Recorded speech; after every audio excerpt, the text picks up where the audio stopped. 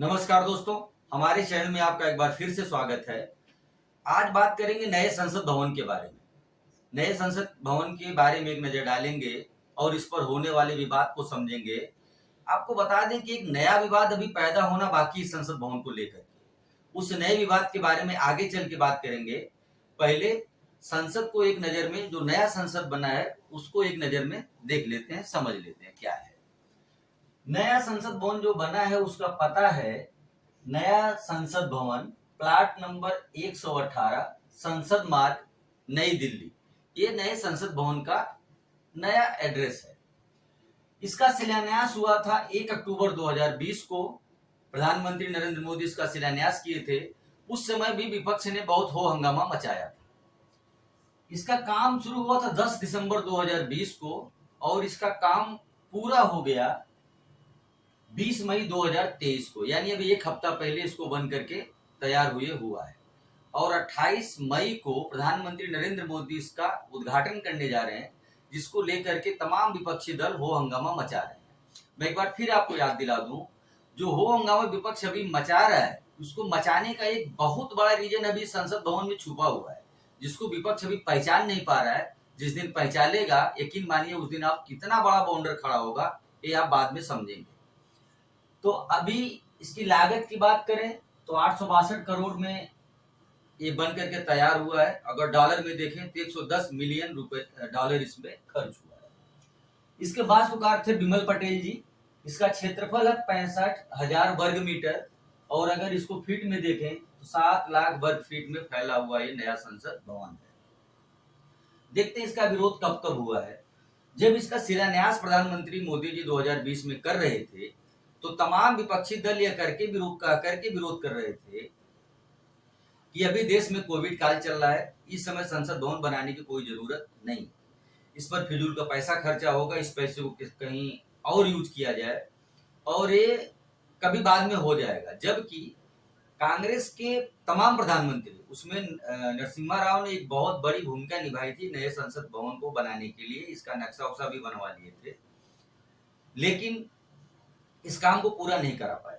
प्रधानमंत्री नरेंद्र मोदी इस काम को पूरा कराए हैं। इस चीज को लेकर के भी कांग्रेस और विपक्षी दलों में भ्रामक स्थिति बनी हुई कि इसका सपोर्ट किया जाए, विरोध किया जाए। कुल मिलाजुला के 20 पार्टियां इसका विरोध कर रही हैं। लागत को लेकर के विरोध किया गया कि इसमें लगभग इतना पैसा खर्च होगा, जैसे कि 862 करोड़ रुपया में बन करके तैयार हुआ। इसको लेकर के विपक्षी दलों ने बहुत सारा हो हंगामा किया, कितना पैसा इस समय खर्च करना उचित नहीं है। इसके बाद अभी उद्घाटन को लेकर के आप देख ही रहे हैं कि राष्ट्रपति से नहीं करा रहे हैं, अपने खुद उद्घाटन कर रहे हैं। राष्ट्रपति महिला हैं, आदिवासी हैं, उनसे कराना चाहिए, उनका अपमान हो रहा है। और जिस समय चुनाव चल रहा था राष्ट्रपति का, उस समय उसी आदिवासी महिला के विपक्ष में कांग्रेस और तमाम विपक्षी दलों ने एक नया कैंडिडेट खड़ा करके चुनाव लड़वा दिया था। तो उस समय उनका सम्मान ध्यान में नहीं आ रहा था, लेकिन इस समय आ रहा है। खैर ठीक है, राजनीति है, विपक्ष का काम है विरोध करना, विरोध कर रहा है। एक नया विवाद सिंगोल को लेकर पैदा हो गया है। सिंगोल एक सत्ता हस्तांतरण का राजदंड है, इसको धर्मदंड भी बोल सकते हैं।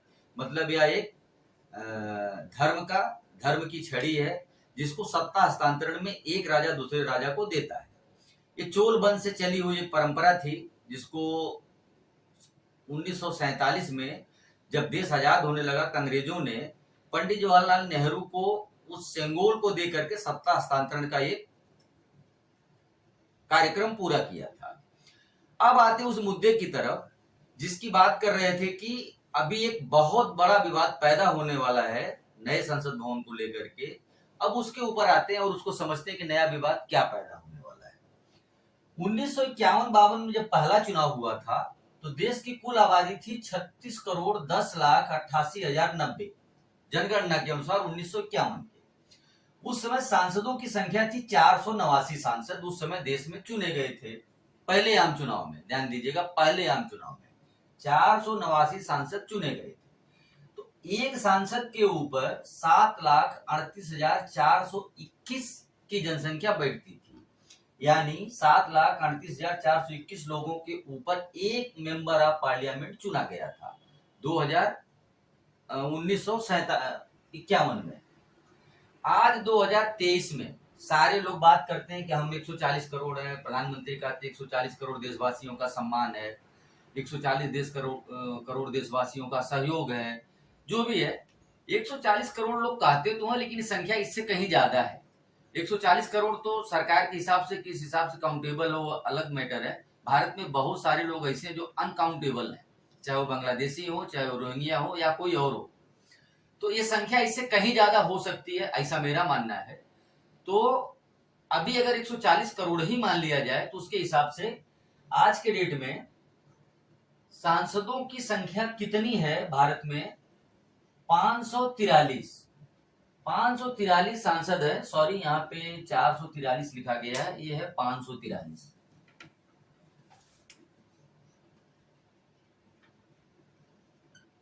तो इस समय सांसदों की संख्या कुल 543 है, जिसमें से एक सांसद के ऊपर 25,68,807 की जनसंख्या आती है। यानी 25,68,807 लोगों पर एक एमपी आज के डेट में चुना जा रहा है। तो अगर 1947 से, अगर 1947 की जनसंख्या के हिसाब से आज 140 करोड़ की आबादी को देखा जाए तो आज के डेट में उस समय के हिसाब से 1895 लोकसभा के सांसद होना चाहिए। कितना होना चाहिए? 1895। लेकिन है कितने? 545। भारतीय संविधान में आज की डेट में व्यवस्था है कि लोकसभा की मैक्सिमम 550 मेंबर हो सकते हैं, जिसमें 543 पे चुनाव होता था और 2 को राष्ट्रपति एंग्लो इंडियन के रूप में चुनते थे, जिसको मोदी गवर्नमेंट ने खत्म कर दिया। यानी एंग्लो इंडियन अब नहीं चुना जाता है। अब क्या 543 पे चुनाव होता है, जिसमें से 530 सीट राज्यों से चुन करके आते हैं और 13 सीट जो केंद्र शासित प्रदेश हैं वहां से चुन करके आते हैं। तो 543 सीट आज के डेट में है। होना कितना चाहिए? 1947 के हिसाब से 895 सांसद आज के डेट में होना चाहिए, जबकि है 543। उसी तरह से राज्यसभा में आज के डेट में मैक्सिमम 250, भारतीय संविधान के हिसाब से 250 हो सकते हैं, जबकि 245 आज की उनकी तादाद है। उसमें से 13 राष्ट्रपति मनोनीत करते हैं विभिन्न क्षेत्रों से, कला, साहित्य, राजनीति और बाकी क्षेत्रों के जो विशेषज्ञ हैं उनको 13 को राष्ट्रपति मनोनीत करते हैं और 232 पे राज्यों में चुनाव होता है। जो नया संसद भवन बना है, अब आइए मुद्दे की तरफ कि जो नया विवाद पैदा होने वाला वो क्या है। नए संसद भवन में बैठने के लिए सांसदों की कुल क्षमता बनाई गई है 888 लोकसभा के लिए और 384 राज्यसभा के लिए, कुल मिलाकर के 1272।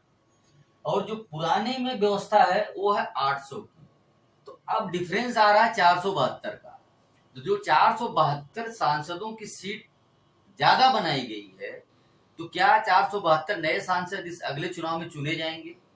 सरकार परिसीमन कराने जा रही है, लोकसभा और राज्यसभा की सीटों को बढ़ाएगी। अभी जो हमारा बहुमत का आंकड़ा 272 आता है, क्या वो बढ़ जाएगा? सरकार क्या करने वाली है, अभी विपक्ष का इसके ऊपर ख्याल नहीं है। विपक्ष जिस दिन 472 नए सांसदों को जोड़ने की विचार को सोच पाएगी, समझ पाएगी, उस दिन एक नया बखेड़ा खड़ा करेगी। तब आप देखिएगा ये तस्वीर कुछ और ही आपको नजर आएगी। तो इस वीडियो में बस इतना ही। अगर ये वीडियो आपको अच्छी लगी तो इसको लाइक करें, शेयर करें। चैनल पर अगर नए हैं तो सब्सक्राइब जरूर करें। धन्यवाद, मिलते हैं अगले वीडियो।